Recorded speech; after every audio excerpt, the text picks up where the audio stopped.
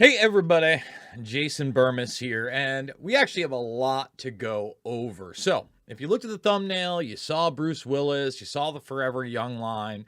There was a story that has now been denied by Bruce Willis's people that he had sold his rights, okay, basically to himself, to a deepfake company to replace him in future films and ads. And we're now at a point where that is not only like economically feasible, but it is going to turn into more and more of the model of what they want to do. Okay, and what do I mean by that? Aside from the nostalgia of old Hollywood, now they are also creating these new virtual personas. All right, forever young, beautiful and scandal-free. The rise of South Korea's virtual influencers. And these are entities, if you will, programs, AI, that will never age. And for some reason, we are just in love in our culture and society in general, humanity in general, with youthfulness, right? Sucks getting old. And that's why we've been focusing on transhumanism so much recently, because there are multiple definitions of what transhumanism is, where it's going, who it's going there for, and what are these next steps in society to eventually bring you into a virtual age. And that virtual age is being pushed by what? The World Economic Forum. And this is basically step one to, in essence, start to also get rid of this Hollyweird culture in the sense of watching TV, watching movies, and moving into a virtual realm where now the NPCs, if you will be based on your favorite celebrities of the past at their favorite moments of life. And all you have to do is start to give up your soul and hook in a nice little Neuralink, okay? Or maybe they'll start it with some other things. Meanwhile, the technology for this virtual immersion, 5 senses, is already here without a human brain interface, okay? And has been for a while. And a lot of people say, oh man, we're talking Ready Player One. No, we're actually not. There are devices, again, pushed by the World Economic Forum that also wants to push this into a means of control over your biology in these steps to the virtual age. This is the bio-nano era. This is the Internet of Bodies, right? This is that executive order we've been covering. All those things. All right, to command and control carbon to bring in a post-carbon future for the majority of us. Meanwhile, trying to at least double the lifespan and maybe achieve immortality at some point for a very few in the predator class. Sounds like science fiction. It's everywhere. It's everywhere. It's amongst their own paperwork, and we're going to show you that as well. So, before we get there, I do want to point out again that they're normalizing this type of robotics. This is the Musk event the other day, right? We did a whole video on this at the same time, and we're going to play a clip of Kurzweil talking about these technologies, the benefits and detriments of these technologies. Remember, we've already played the clips of him talking about what? A post-human future. Hey, Hollywood, no matter what you're doing, whether you're a director, a producer, a star, a starlet, it doesn't matter. Post-human future, not good for anybody at all. And though there will be less acting work, number one, as these virtual universes arise. And it won't only be on the Hollyweird scale of, again, people that are on television or Netflix or on the big screen, right? Even you social media influencers out there, you're going to get worked out for the most part as well, too, eventually, because that's what this is. This is a command, control, global agenda. And when Kurzweil kind of talks about this and the future of humanity, there's a guy out there named Peter Thiel who we cover also, all right? And recently, he gave the 3 options, which are very dark and one is absurd, but we're going to play them as well, of where we're going in the future. And why do we play on Thiel? Because Thiel is one of these people at the table of the predator class in this technopoly who is a driving force behind technologies, surveillance systems, and he's a steering member on the Bilderberg Committee. That's something to pay attention to. Okay, just like Eric Schmidt, who was around Alphabet forever, the shell company of everything Google, on the steering committee. These guys make actual decisions. But before we get to Kurzweil, I want to show people again, NASA document 2001-07, covering it a lot. Because look what's on the pages of these virtual worlds. First of all, we're in that bio-nano era. And we've discussed this at length. Bio-nanotechnology is now becoming the norm.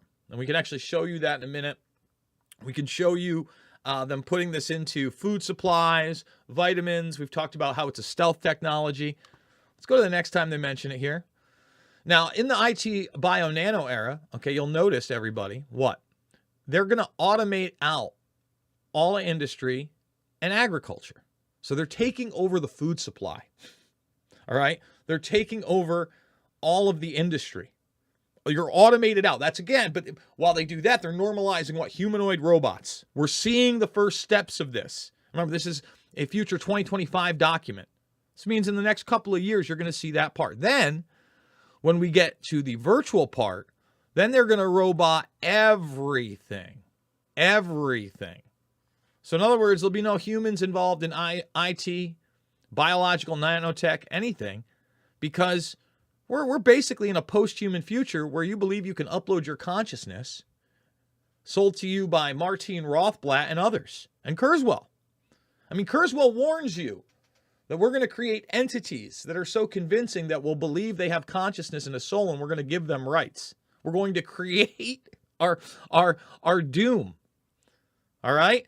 But here's the thing. That's why when you hear guys like the Kush say they think they're going to live forever, their transhumanism's a bit different, right?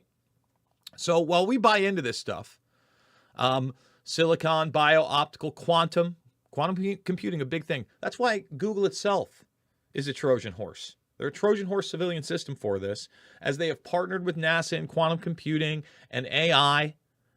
I mean, you watch Google's advertisements on artificial intelligence, and I mean, NASA's in the background. They openly discuss it. Now, notice we're talking about virtual reality there. Immersive, ubiquitous comms, hyperspectral sensors, virtual presence, automated robotic everything. Okay? This is the key to the future. Huge cost reductions. Yeah. You notice all these environmentalists, we've talked about the Nord Stream pipeline and how it's dispersing all this methane, which they say is bad for the atmosphere. Anybody know the carbon footprint on a Sidewinder or a drone? Anybody? Well, especially when it hits a tank, blows up. Anybody talking about those? No, because it kills people. It eliminates the carbon they want reduced. It eliminates people. So they'll never talk, even the warfare that they test, right? Never talk about that being part of the global carbon footprint. So it's so in your face. So now I wanted to show this. Lifespan doubling. Okay, genetic engineering before birth.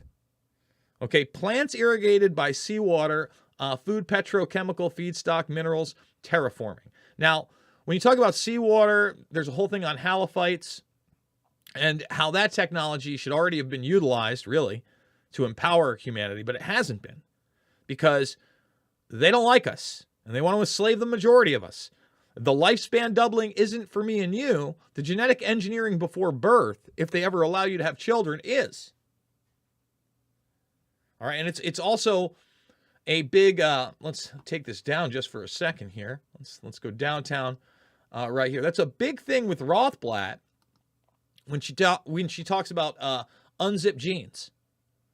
All right? So taking charge of baby making in the new millennium. This is the person who says there are billions of sexes and wrote the book From Transgender to Transhuman. A manifesto on the freedom of form, and basically says that you are a bigot. Let's get to it right here. Is that one gone again? Man, that's too bad because it's right in the very, very beginning. A lot of these are all of a sudden missing. I'm just going to have to buy the book. I don't know if I wish it doesn't look like you can get anything but the paperback, but it tells you about how basically this is an apartheid we're living through. And there are billions of sexes, not billions of people. And this same person that wants you to have a digital twin, okay, virtually human, the promise and peril of digital immortality. So again, Hollywood, again, social media influencers, oh my God, you're not really going to be that necessary. There'll be virtual people. There'll be remakes of all these actors and actresses and moments in time that are beyond film and TV series, etc., as the new form of entertainment. That's the reality. So I want to play Kurzweil here, okay?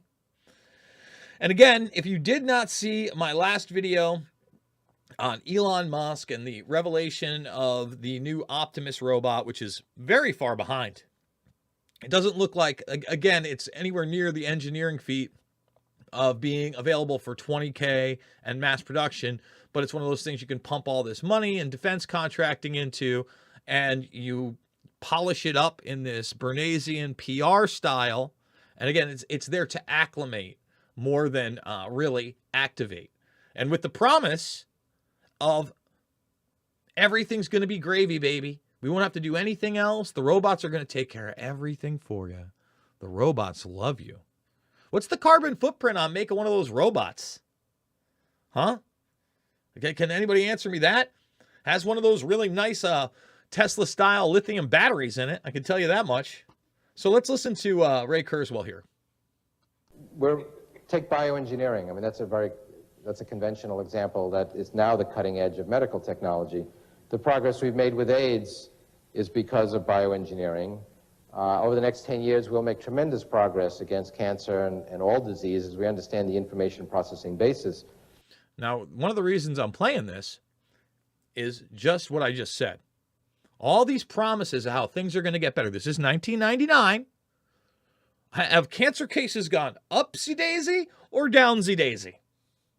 Upsy-daisy or downsy-daisy? So they give you all these promises of how life's going to be better with these technologies. And is that the case?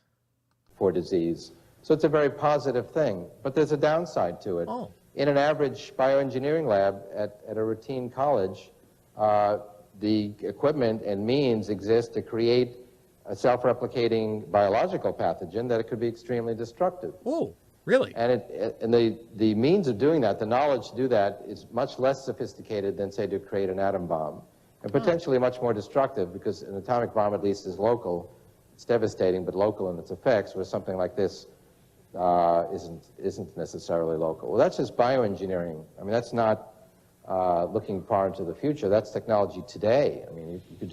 But now it's technology that's almost 20. He's talking about 99, right? We're in 23 years past that in bioengineering. And that's why for a long time, I've talked about not only bioengineering, but geoengineering and GMOs, genetically modified organisms, that even go beyond the food supply now. I know everybody's seen the mosquito story. I haven't covered it here yet. I think we're going to do that as a Red Voice Media exclusive. By the way, redvoicemedia.net/Jason. We're going to be doing a daily show 4 days a week in the morning. I got a meeting upcoming in the beginning of the week about that. Even more exciting news, guys. But I'll leave that for the end of the broadcast.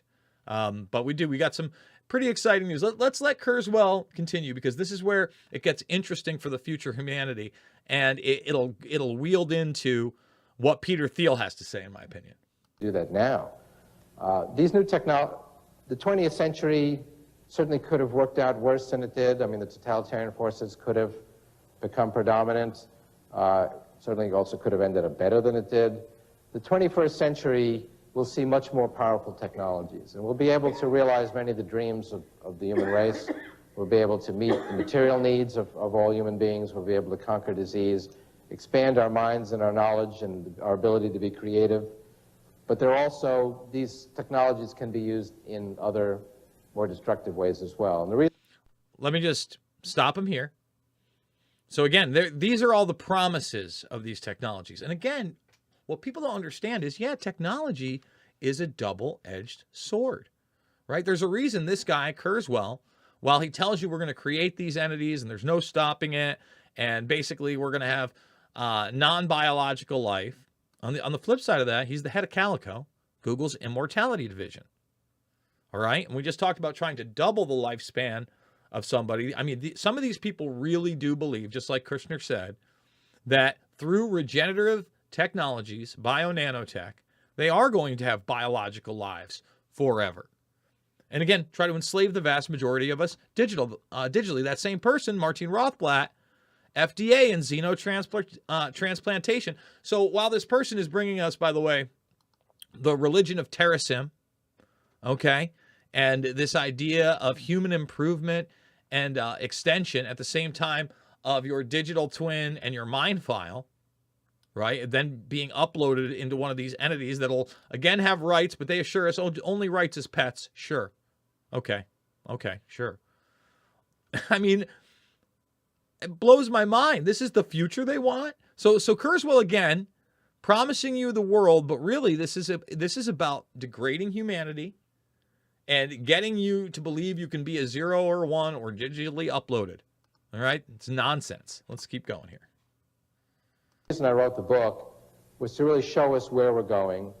So we see that the emergence of these powerful technologies is inevitable. And if we understand what's coming, we can hopefully apply it to furthering our human values. Not that we all agree on what that is, but it is important for society to understand.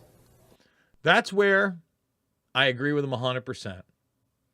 And by the way, we're going to play him dispelling the overpopulation myth in a while. I think that's also important because he really sells it as stuff that's going to empower us.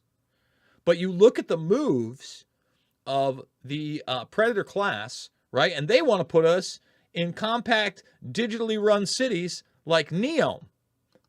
All right? Again, that was an exclusive a couple weeks ago. If you don't know about NEOM in this project, you need to know about it. And it looks very much like what? A virtual world they're selling you on. But it's a compact slave state city that's going to run your carbon social begging score.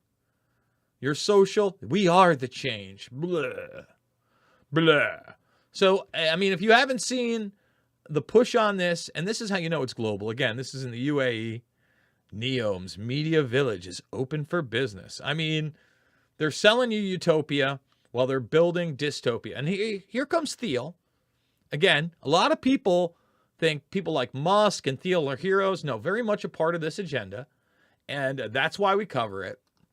So here's Thiel talking about the 3 possibilities of the future now.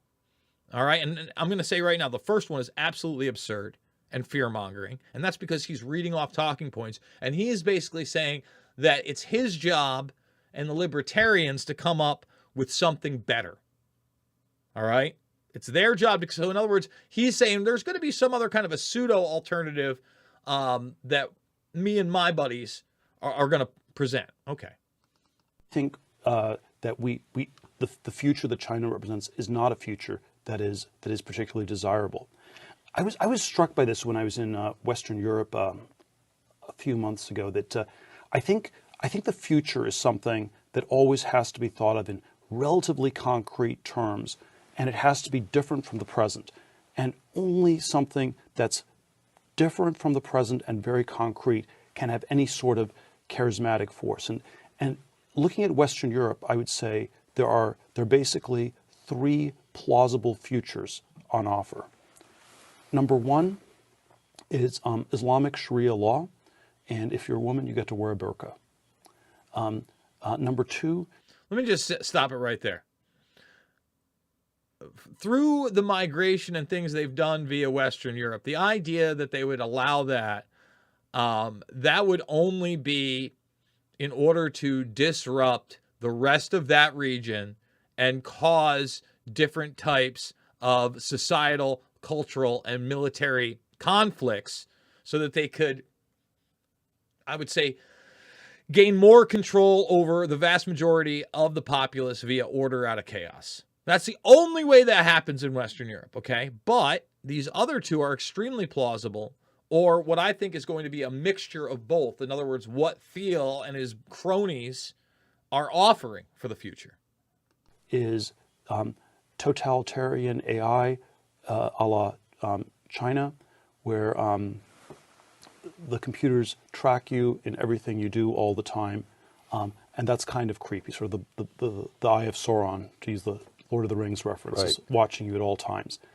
And then the third one is hyper environmentalism, where you drive an e-scooter and you recycle. And even though I'm not a radical environmentalist, I think if those are the three choices, you can understand why the green movement's winning. See, it gets a little smiley there. But really, we already have the Eye of Sauron in place here. I'm going to play a video of how there's already a program that's been created via AI that after you take a picture and post it on social media, it can then go search through all of the CCTV cameras that are available in that geo region and show you taking a picture from that. So the Eye of Sauron's been here for a long. TrackTrace database is oversauce. And it's not just European nations. It's not just Western nations. They got this thing down globally. Globally. All right? Because those are the three visions of the future we have. Right. And the challenge on the conservative or libertarian side is to offer something that's a picture of the future that's different from these two very dystopian and one somewhat stagnant one. So you'll just take, again, the two dystopian ones and merge them, and then have your talking heads, your front men, like Elon Musk, put out funny memes and say that Starlink was always intended for peaceful use. Even though the reality is that Starlink is being utilized in warfare in the Ukraine and has its highest concentration there, and SpaceX in its ride-along program is putting up blackjack satellites as well, which are there for warfare. Just like your Palantir software, Peter, all right, is another global track, trace, database system utilized by the Intel community. So come on. Give me a break. It's Johnny nonsense. So here we are. I'm going to show you, this is short. I'm not sure if this was on TikTok or Instagram or whatever, but this girl breaks this down, right in your face. A guy on Twitter just revealed software that can take an Instagram photo and use AI to search open cameras in a location to see if they can find the video of you taking the photo on that day. So the guy who created Die With Me, which is that chat app you can only use when you have less than 5% battery, just unveiled this software where you give it like the Instagram photo on the left, and on the right you see this AI searching through a bunch of open cameras all around the world to see if they can find the people in the photo with the proper location and give you the video of the photo actually being taken. I personally think this is brilliant. This must have been so hard to put together. The effect is fantastic, and it's a great way to remind people that you are constantly being watched, and so much more of your information is out there than you think. Also, it's way easier to find your location at all times than you think. Check out his Twitter. He's got a YouTube video on it if you want to learn more about it. He also has a way to support his page. So there you go, guys. Take a look. I mean, that's open source. That's not even big data, big government, big tech curating your quote-unquote digital twin. In fact, when you go to, I believe it's Digitally Human, and this is in 2015, published by Rothblatt. Let's just read this quickly. And then we're going to go to Ray Kurzweil and show you how he talks about this being very much a myth. Every day, social media is automatically uploading our thoughts, memories, preferences, beliefs, and history to a virtual existence, essentially creating a mind file of ourselves. Thousands of software engineers across the globe are working on mindware to create from these mind file personalities and human-like consciousness in computer software or cyber consciousness. In the next decade or two, these efforts will result in the first digital copies of our identities, which will be our mind clones. Again, bringing us back to, not necessarily what we're thinking or doing, but this virtual appearance of humanity. And that is what this transgender movement is about. It's about disassociating yourself from your very biology, from your humanity, and believing that you can identify as whatever, and that consciousness really is just digital. It's the same thing with their pushing the multiverse, right? You have no accountability. Everything takes place in an infinite universe, an infinite number of times, right? No free will at all.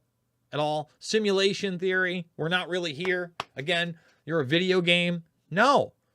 They want to make you believe that because they want you to also think that human beings are kind of gross and we're going to ruin the earth at the same time. So while they're trying to get to disassociate you from the physical, biological, natural world and sell you a virtual universe, right? And all these ideas, it's funny, they want you to do all these things for this very real biological universe, right? The earth itself. So let's play Kurzweil here because he breaks, and again, there's some things I like about Ray. You know, he's very frank, but at the same time, Ray, he has his virtual persona. It's Ramona. Let me see if we can pull that up right quick. You know, when I talk about the transgender thing, I talk about, Ramona and Ray. Ray Kurz. Let's see, user clip. We got stuff right away, of course. In depth with Ray Kurzweil. So that's a 2006 C-SPAN. The one we're watching is from 1999. And there's the female alter ego. Did anyone, let's see, Ramona Songs over at KurzweilAI.net.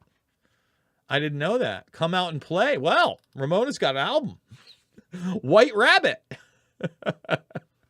I'm sure the audience is going to love that. I'm not going to play it. We should, but I'm not going to. Should I play it? I don't know.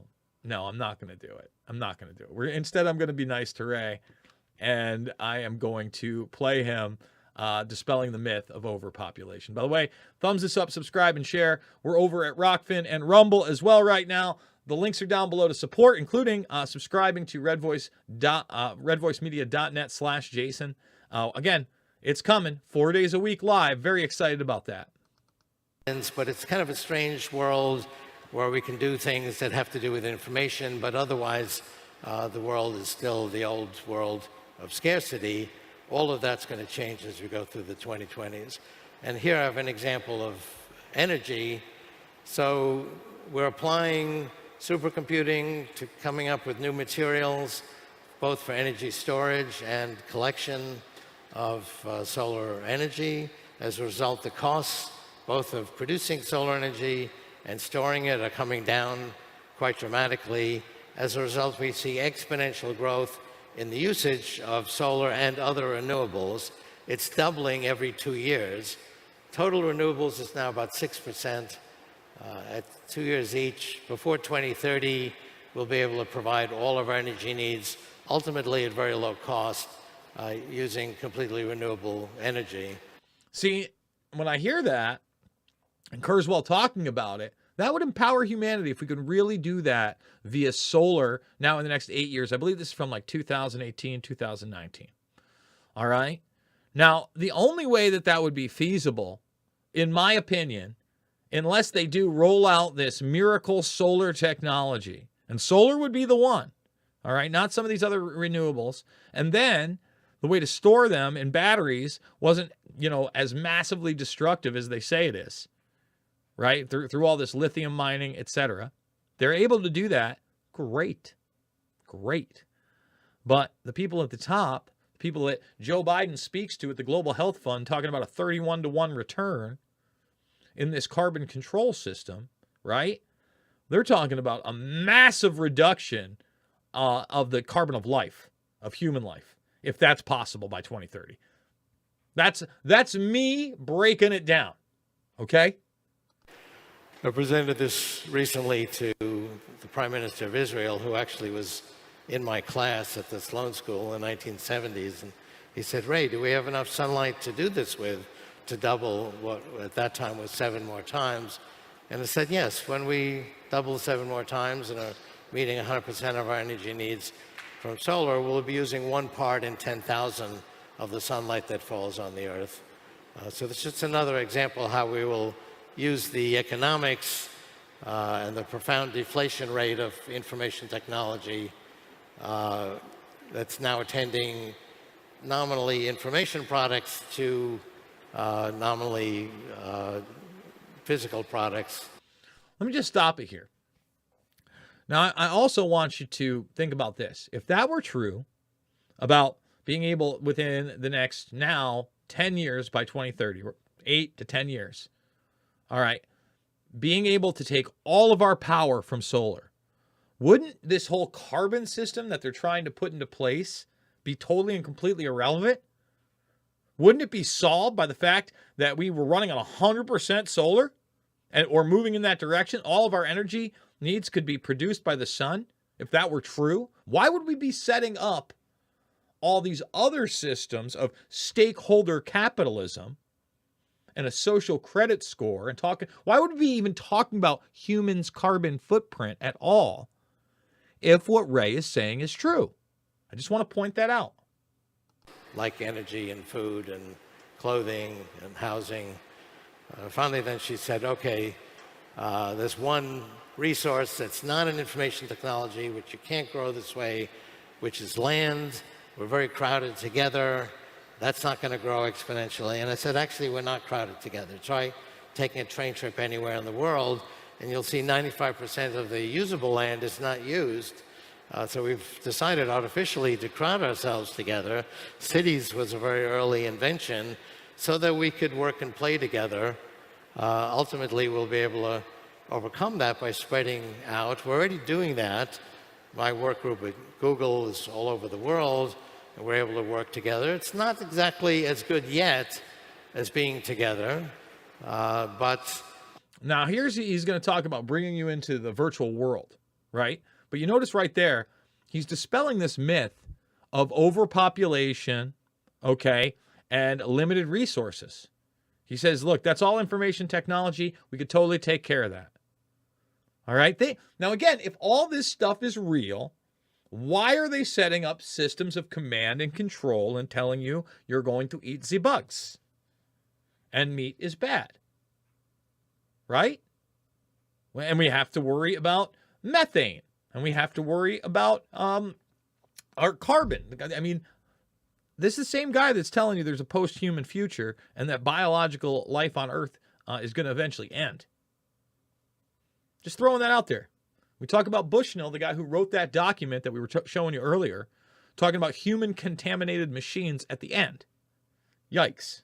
Ultimately, when virtual reality and augmented reality becomes highly realistic, which it will by the end of the 2020s, we'll be able to work and play together just like we're physically together, and we'll be able to live anywhere we want and use all of that 95% of the usable land. So there he breaks it down, right? But instead, what they're going to do is they're going to try to merge you with machines gradually, accept a UBI, take away your humanity, your idea of a soul and religion, and empower a state-run model with blockchain technology and robots. This is 2020. And by the way, in 2022, the World Economic Forum had two separate forums on the metaverse. We showed you the metaverse, and the World Economic Forum already have a huge website and an agenda that is together. All right? World Economic Forum, United Nations, World Health Organization, they're all lockstep mouthpieces for this agenda. And that's why in 2020, they were not shy when they had the When Humans Become Cyborgs conference. We're going to start the When Humans Become Cyborg session. You know, I always want to be a cyborg. I'm waiting for the day to become one, but... That's where we're going to end the program. That's where we're going to end the program. Thumbs it up, subscribe, share, check out all my documentary films. They are free. Loose Change, Final Cut, Fabled Enemies, Invisible Empire, A New World Order to Find, and Shade the Motion Picture. I want to remind people you can sign up at redvoicemedia.net/Jason. We've got our exclusive up with Action for Assange. And let's just get to the big news.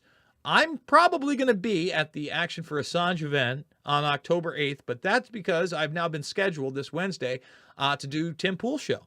So I'm finally going to be on Timcast. I know that a lot of people in the audience have requested that and said, hey, you need to get on there. Looks like it's happening on Wednesday. I'm sure a lot of the topics will include transhumanism and quote-unquote deep state and the reality of that. I'm looking forward to it. So you want to help this broadcast? Number one, we're going to start going 4 days a week live via Red Voice Media. Reality Rants, running strong. You can directly donate via the Buy Me a Coffee / Jason Bermas link down below, $5, $10, $15. It means the world to me. We're rumbling. Doesn't cost a thing to subscribe over there. We're 100% uncensored over there. Even though we've been demonetized for almost 3 years on YouTube, we've been kicked off 4 different times. Okay. YouTube's another viable way, or you can always order a subscription over at Rockfin, $9.99 a month or $99.99 for the year, and it's got other great creators such as Allison Moreau, Steve Poikonen, Pasta Jardula, and many more. Guys, I absolutely love you. Thanks for joining me on this journey. Get ready, because it's a cultural revolution that is against humanity and trying to build up this false virtual future, while a predator class wants to remain in the background and biologically have their techno fountain of youth. Love you guys.